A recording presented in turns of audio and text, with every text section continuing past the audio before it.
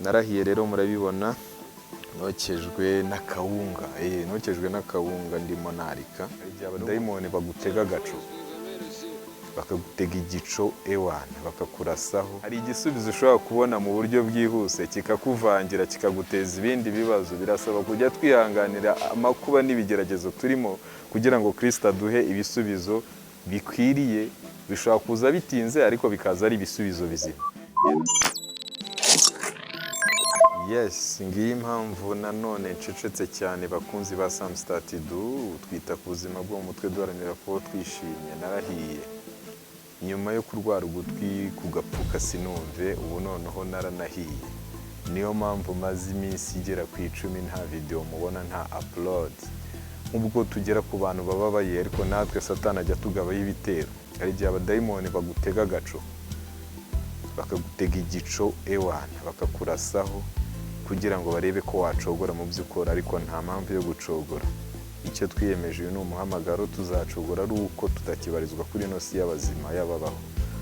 Turabasuhuje mwebwe mwahisemo kubana natwe, abari za Gisenyi, abari mu majyepfo, mu majyaruguru, iburasirazuba n'iburengerazuba, abari hafi mu bihugu byo hanze hano za Uganda, Kenya, Burundi, Tanzania n'ibindi bihugu byose by'abaturanyi byo muri Afurika, abari i Burayi, abari muri Amerika. Imana ibahe umugisha, ndanabasuhuje cyane. Narahiye rero murabibona nokejwe n'akawunga ndimo narika.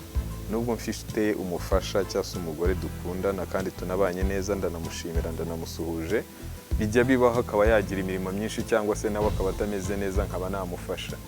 Aha ngaha mperaho nanabaza abagabo mwebwe mudukurikiye, ese ujya ufasha umugore wawe cyangwa ubifata nk'ubugwari ukumva ko wasuzuguwe? Turi mu yindi generation idasanzwe, ni ugufatikanya tugafashanya, icyo bita ngo gender balance, tugashyigikirana. Ntago kuba wakubura cyangwa se kuba wateka akawunga, kuba watekera abana bawe bivuze kutakira umugabo. Biterwa ahubwo agasuzuguro ko mu rugo cyangwa se kutumvikana biterwa n'uko ubibona, naho gukora iyo mirimo ntacyo biba bigutwaye. Narahiye rero ngira ngo murabibona n'ibimenyetso, ariko ntago twacogora iyo ducecetse. Ntago ari uko tuba twibagiwe umuhamagaro wacu, ntago ari kuba wahagaze, ahubwo tugambirira gukora ibyiza, Satani akatugabaho ibitero. Hano hantu njya gushya rero narahiye uwo munsi, niriwe numva ntameze neza, ubwonko numva busa nk'ubuhangayitse. Ariko hari isomo nakuyemo maze gushya. Kwihangana byaranze, bimaze kwanga fata amazi mpita nyashyiraho kugira ngo noroherwe.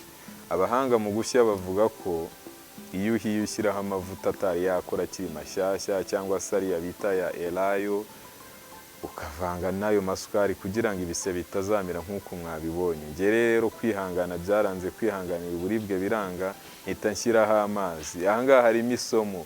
Hari igisubizo ushobora kubona mu buryo bwihuse kikakuvangira kikaguteza ibindi bibazo. Birasaba kujya twihanganira amakuba n'ibigeragezo turimo kugira ngo Kristo aduhe ibisubizo bikwiriye. Bishobora kuza bitinze ariko bikaza ari ibisubizo bizima. Ngiye nashatse igisubizo cyihuse kiraha amazi, niyo mpamvu byatonyetse gutya.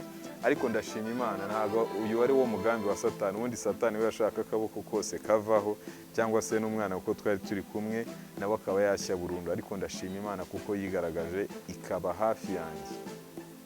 Ndabashimiye mwebwe mukomeza kutwereka ko turi kumwe, mugakanda subscribe, mugasharinga. Imana ijye ibaha imigisha rwose, turabazirikana, tubahoza ku mutima. Ukuri tubasabiye umugisha. Nyuma y'uko ndwaye ugutwi nyine ndahiye n'ibindi bigeragezo biba biriho, ariko ntago twacika intege mu muhamagaro wacu.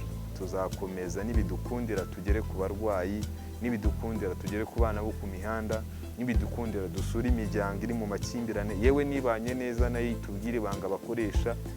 Gusa ndababwira mwebwe mutarakira Yesu Kristo, nimumwakire. Uyu munsi nta hacu ariko ejo si ahacu. Niyo mpamvu ndi Statidu, nitangira ukore nyine. Kora icyo ugomba gukora none aha ngaha.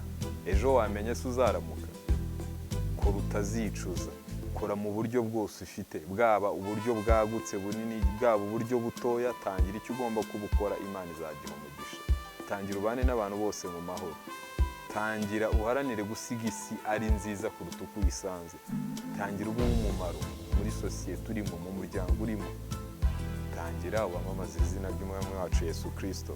mwebwe mubabaye muri kudukurikirana murwaye, turababwiye ngo Imana niborohereze, kandi siko bizahora ku bantu bizeye umwami Yesu Kristo, kandi turi mu isi dufashe igihe mu ntambara. Nta kundi byagenda, ntabwo tugomba kwitotomba. Kuba umwami Imana dukunda, tugomba kubishimira Imana. Mu byago, mu makuba dushima Imana, mu byishimo dushima Imana.